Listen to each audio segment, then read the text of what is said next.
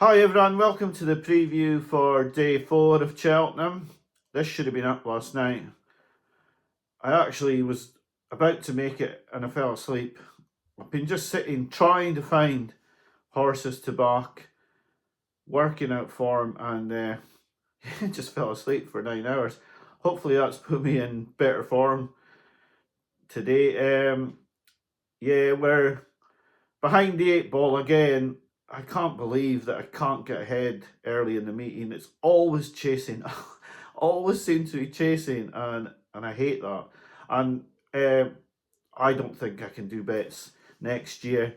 It's spoiling my enjoyment of the festival, to be quite honest. But I'm keeping fighting. Don't worry, and I've got like horses in mind that I might put up for bets, and we've still got one bet to run. We've not even placed half the bank yet, so it's only halfway through. You may be 1-0 down and you're not playing well. Let's just say like that. We'll call it like that. 1-0 down and not playing well. We need to come out fighting in the second half, but we got the win behind us maybe because we've got more of the bank left and we've got a bet running. So out of the bank of a £400, we're at 120 down. And we had a winner in the double, of course, and then the second horse Final Demand let us down yesterday. And we had Now Is the Hour fell going well. So it's not like the bets have been terrible. They haven't been terrible bets, but they just haven't collected yet. And I'm sure that I am not the only person down at this meeting at the moment. I don't like it. I've managed to dig myself out of this hole. Probably 5 of the 7 years I've done the videos.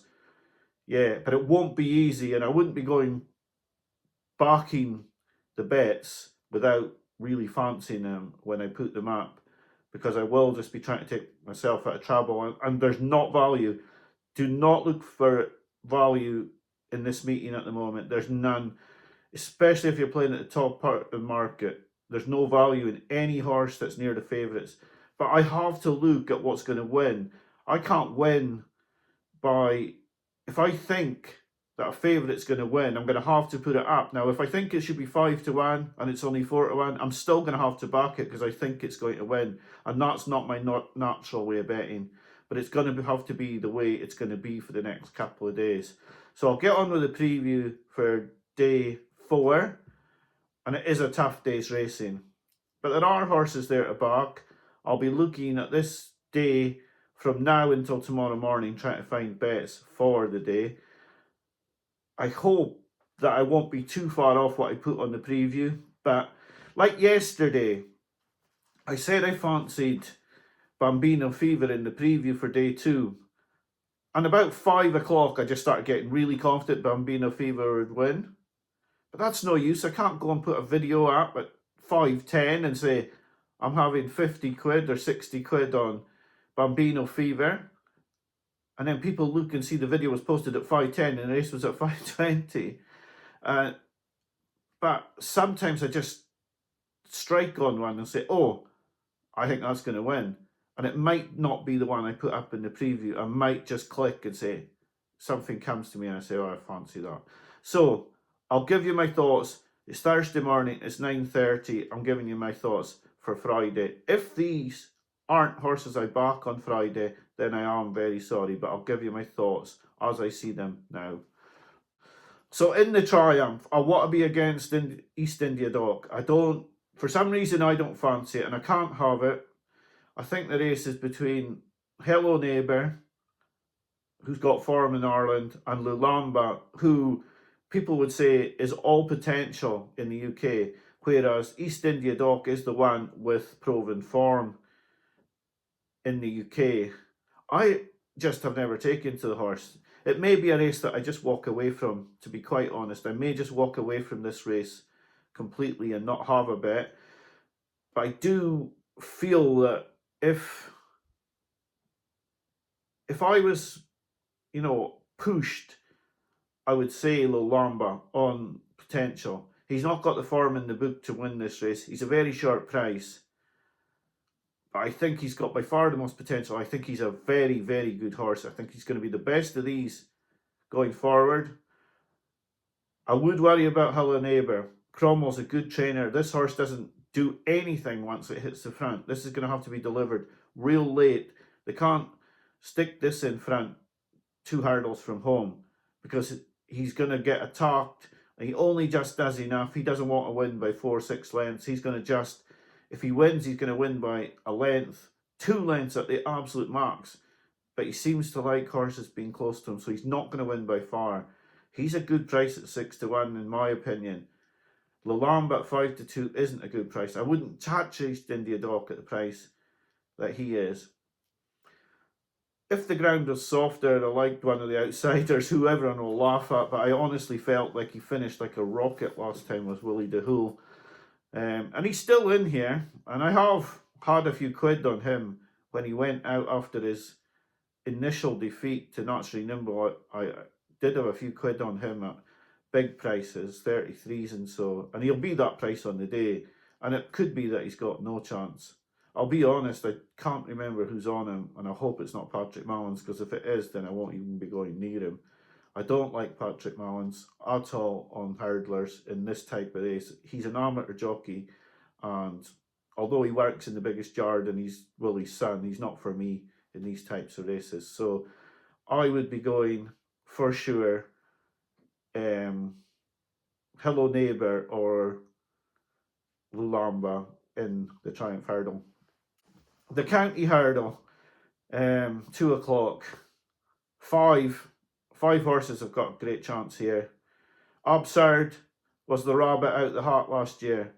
Doesn't have Paul Townend. Really disappointed he's not on. I felt he's got a great mark, but there's 5 horses in here who look to be extremely well handicapped. They are Absurd, 146, Cargese for sure at 141, Lark in the Morning at 132, and then you've also got the worry of Valgrand and McClory.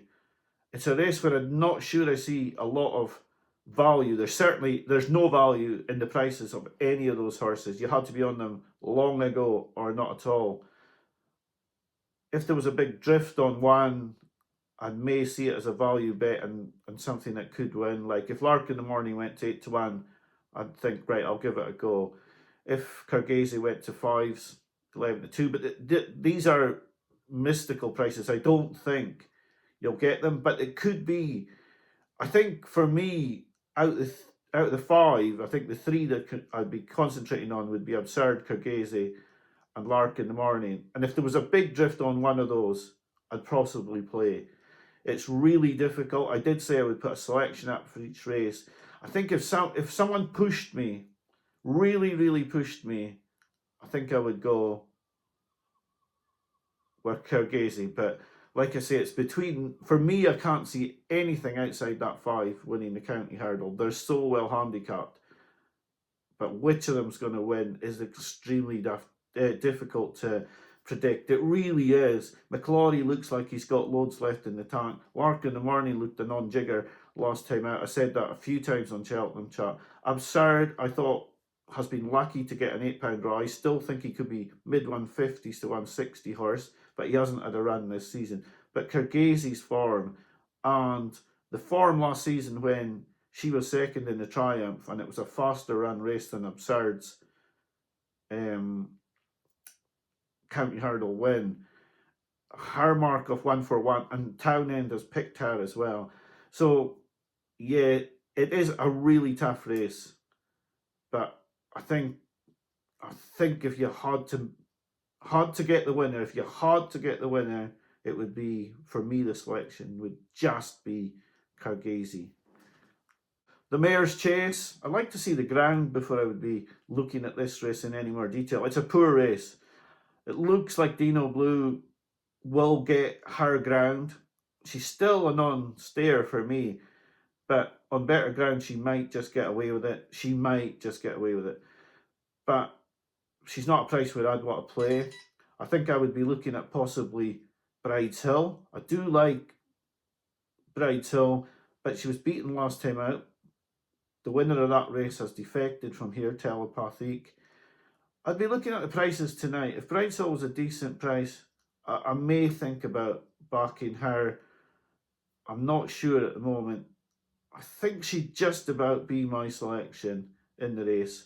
Brides Hill. I think she's around 6-1, but it's not one of the most exciting races on the card. It's been moved because they need to move the Gold Cup back to 4 o'clock, like all the main races are now at 4 o'clock. And this race was normally the race after the Gold Cup. It's now been moved into the third race. I think there'll be very little interest in this race from a lot of the racing public. It's like a lot of the mayor's races, it isn't popular, and I think it's the sort of time where if you do have a dog, you'd be taking it for a walk, and if you're at the track, you'd be trying to go to the toilet and get a drink, because it's really not a race of interest. Although if it's the race that produces the winner that gets me out of trouble, I won't really care, to be quite honest. Yeah, I'm hating this chasing, but this isn't a race. I don't think this is the race where I'll be trying to get out of trouble. The Albert Bartlett's got a history of crazy price winners, just absolutely crazy priced winners. Now, both the horses that are near the front of the market I quite like, but there's no value in 4-1, the Big Westerner, and there's no value really in Jasmine Devoe. Why did I like those two horses? I like the Big Westerner because he was a big price. She's a she. She was a big price when I liked her. She's got the form in the book. But favourites don't have a good record in this. I don't think mares have a good record in this either. And she's a very short price to be playing now. Jasmine Devoe has looked very paceless. It was just something Willie Mallon said earlier in the season that's put me onto this horse. He was a good bet at 20s. He's not a good bet at 7-1. He's not for me. Of the others, Ballyboe has a big chance. He has a big chance at 12-1. Derry Hassan Paddy has got a chance in this. He's 12-1. But really, this is very difficult because it tends to be an experienced horse who wins, or a really lightly raced horse that may just have one win and is still improving, but you don't know quite how it's going to go. Last season it was won by Stellar Story. The Jukebox Man was second. They were both big prices. It's very difficult, this race, to try and pinpoint the winner. Like I say, the favourites can look good in this race, but the winner doesn't tend to come from there. But obviously they're the ones that the public think have got the most chance. At the prices, at the moment, I think I'd want more rain for Ballyboe. I think the conditions might be quite good for Derry Hassan Paddy. I think I would be between those two at the current prices, Derry Hassan Paddy and Ballyboe. Maybe slight preference for Ballyboe, but if I put a bet up on Derry Hassan Paddy, please don't be surprised. But I think the selection would just be Ballyboe. The Gold Cup has got good horses in it, but I think, in truth, even though Banbridge will run and get his ground, I'm not convinced that he can beat Galopin Des Champs. It's a bit of a cop-out, but I am pushed for time. I need to make selections and bets for the rest of the festival.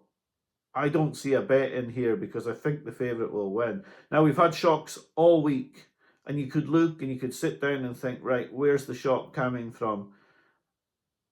All season I've said if I could get 5-1 Monty Start to get a place, I'd take it. There's absolutely no chance I'm getting 5-1 Monty Start to place. So I can forget about that.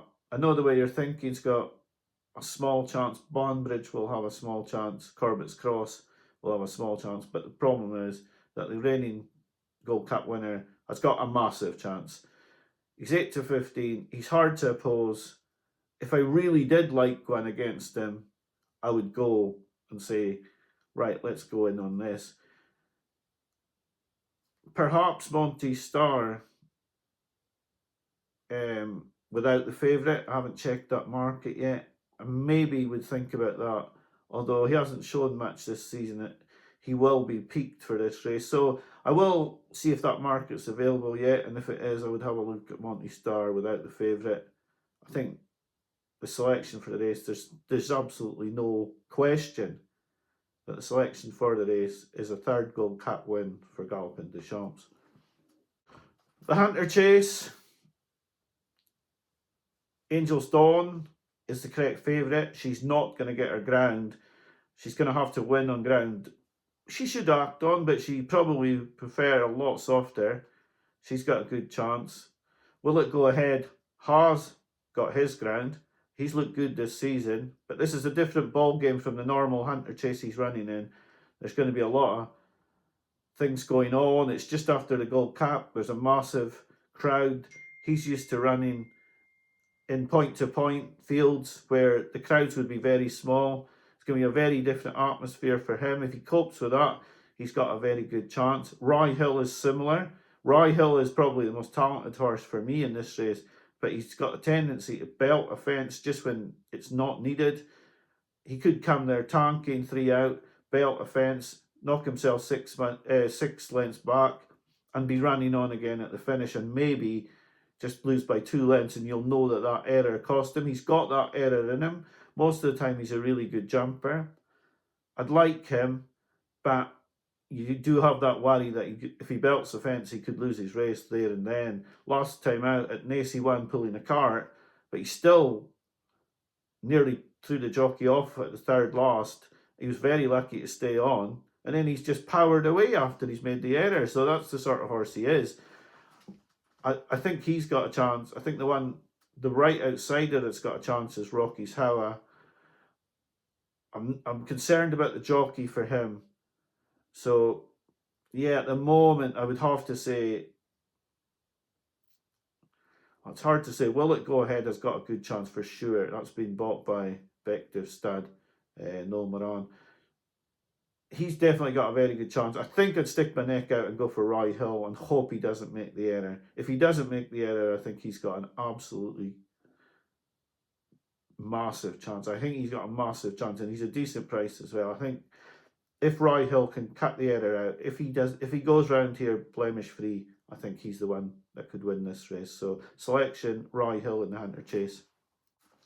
The Martin Pipe's another race where the bookies have just slashed the prices on all the horses who have decent chances, who look to be well handicapped. So Kopek Demi is a horse who's not run in Britain, but he looks well handicapped on 136. The Malingard are waxing lyrical about he's a 150, 155 horse, which means he's £20 well and he should win easily. He's got a good jockey on, but he's 5-2 in a 20-odd runner race. And he's never run in Britain before or Ireland. He's only run in France. So you're taking a lot on trust there. Wood 2 is 4-1. She's unbeaten. She's been back down from big anti-post prices. She still shouldn't be 4-1. She's gone up £11 for a win last time out. The form is admittedly very good, but Joyeuse didn't exactly advertise it in the Mayor's Hurdle. She's got a good chance, but she's not a 4-1 shot, just as the favourite's not a 5-2 shot. Top on the go. All the big yards that have got horses in here, their prices have just been slashed. Top on the go, I think, is around 7-8-1. Should be 14s, but that's how the bookies are playing it. And that's how the bookies are playing it after absolutely thrashing the punters for the whole week now. So far, the punters have been absolutely decimated, and they're still cutting all the prices on the favourites in these sort of races to unbelievably short prices. I started out thinking that Wood 2 would win this race. I do want to look at the race in more depth, trying to find an outsider. But the more you do that, the more there's that niggling doubt about this Kopek Demi, who's just an obscene price. He is an obscene price, but he could win with his head in his chest. He could win without breaking sweat if he's handicapped like they say he is, but you've never seen him. You have to make your own mind up. I think I'd go with the proven form and make my selection. Wood 2. But she's not value at 4-1. She's not a value pick. She's not going to get you rich. And you've got that 5-2 shot. So I think I will be looking for a value outsider, possibly sitting about 14-16-1, that might look to me well handicapped. Putting a bet on in this race, it's almost like you know, you can't see out your side of the window in the car and you're just driving on instinct, to be honest, because if Copic de Vie is as good as what they say it is, you've got no chance. So it's very, very difficult at the moment to say what to back in this. But my selection would be Woodhoo, but she's not value at 4-1. It is very difficult at the moment. Very difficult for Panthers because the bookies have got the money's in the satchel for them. They're way, way, way ahead, but they're taking no chances. They're not. It's like they're 2-0 up and they're kicking the ball into the corner with 45 minutes to go, and they're wasting time. They're taking ages to take a throw in, a goal kick. They're not going to let this 2-0 lead go, and you are going to have to pull something decent out the bag to get back in the game, because really they're slashing the prices as well on the horses which would be fancied. They're not saying, right, okay, we're well ahead, we'll take some chances here and we'll let you come on to us, and you know, we think we can beat you 3 or 4-0. They're settling for the 2-0, and if they get a third, they're going to be quite happy, but they're certainly not going to give you a chance with the prices that they're putting up on a lot of these races. Where the prices on some of the races early in the week were fair, they look to me now distinctly unfair on the Panther. But the Panther at present, if they're in a position like I'm in, where I'm behind, I have to try and find the winner in the race. And the obvious horse to be the winner would be the favourites, or the second or third or fourth favourites. And they've already slashed the price on that horse, so I can't get any value. Whereas on a normal, say, Saturday, when these big races are on, a horse maybe 5-6-1 at Cheltenham in the second half of the Cheltenham Festival, it's only 4-1. And instead of winning a fiver for your pound, you should be winning 7. But if you've got to get a winner because you've got to get out, you've got to go for the one you think's going to win. It's very difficult to explain to the non-gambler, but at the moment I feel like I'm, you know, like I say, driving with the windscreen with cracks in at the moment, because I know I'm not getting value, but I've got to go for the winners. So I hope you've had, I hope you're one of the guys that's hit one of these bigger priced winners. I've not done too bad personally, but I want the videos to win. It's so disappointing that Final Demand didn't win yesterday and get me ahead, and then I could have played relaxed and you know, just gone for things. But I can't do that. I can't do that at the moment. I've got to try and find some winners. So I will now go and do that, and I'll make this video up, which will take me a little while. And once that's done, I'll be looking for winners. I hope to have any bets I'm going to have for Thursday out before 12:30, I would hope. Thank you for watching. I hope your Cheltenham is going well. I hope you've enjoyed it. I've enjoyed it to a point, but I only enjoy racing if I'm winning, and at the moment I'm not winning, so I'm enjoying the racing, but I'm not enjoying my balance on my betting accounts, and I need to improve it. So I'll get to it. Still in there fighting, but this is, you know, it's going to be a difficult second half. We need to get an early goal and try and get back in the game. Thanks for watching. I hope your Cheltenham's going well. Bye for now.